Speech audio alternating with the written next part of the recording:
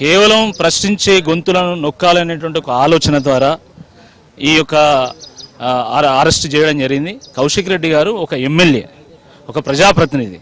వారిని అర్ధరాత్రి అరెస్ట్ చేసి ఇప్పుడు 8:30, 9 కావస్తూ ఉన్నది. ఇంకా కోర్టుకు సబ్మిట్ చేయకుండా ఇక్కడ ఒక నాటకం ఆడుతూ ఉన్నారు పోలీసులు. ఇది చాలా దురదృష్టకరం. ఇది 6 గ్యారంటీల మీద, 420 హామీల మీద నిత్యము ప్రభుత్వాన్ని గట్టిగా ప్రశ్నిస్తున్నటువంటి ఒక కోణంలోనే కౌశిక్ రెడ్డి అని అరెస్ట్ చేయడం జరిగింది. అది ఒక పెద్ద కుట్ర. అది ఒక వ్యాపారి ఎవరో కంప్లైంట్ ఇచ్చిందంటారు. ఆ వ్యాపారి దేనికి కంప్లైంట్ ఇచ్చిండు, నిజానిజాలు తెలుసుకోకుండా ఆడియో రికార్డుతో సహా బెదిరింపులకు గురి చేసినట్టు బీఆర్ఎస్ రజతోత్సవ సభకు 50 లక్షలు డిమాండ్ చేశారని పోలీసులు చెప్తున్నారు. కేవలము ఆ గ్రామం యొక్క అభివృద్ధి గురించే వారు మాట్లాడారు తప్ప ఎక్కడ కూడా తన స్వలాభం కోసం మాట్లాడలేదు. ఆ గ్రామంలో ఉన్నటువంటి అన్ని పార్టీల నాయకులతో సహా కౌశిక్ రెడ్డి గారు వెళ్ళి ఆ గ్రామ అభివృద్ధికి కొంత సహకారం అందించాలని చెప్పి కోరడం ఏమైనా తప్ప?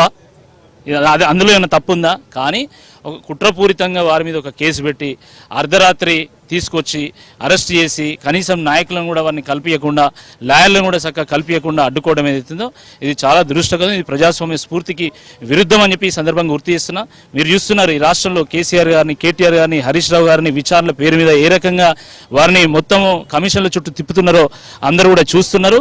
కేవలం ఈ రాష్ట్రంలో ఎవరికి ఏ ఆపద వచ్చినా కూడా, ఎక్కడ ఏ ఆపద వచ్చినా కూడా బీఆర్ఎస్ పార్టీ అండగా నిలుస్తున్నది, ప్రభుత్వాన్ని నిలదీస్తున్నది, ప్రభుత్వం యొక్క వాస్తవ రూపాన్ని ప్రజలకు తెలియజేస్తున్నది అనేటువంటి ఒక కుట్రతోని ఈ రకమైనటువంటి కేసులు పెడుతున్నారు.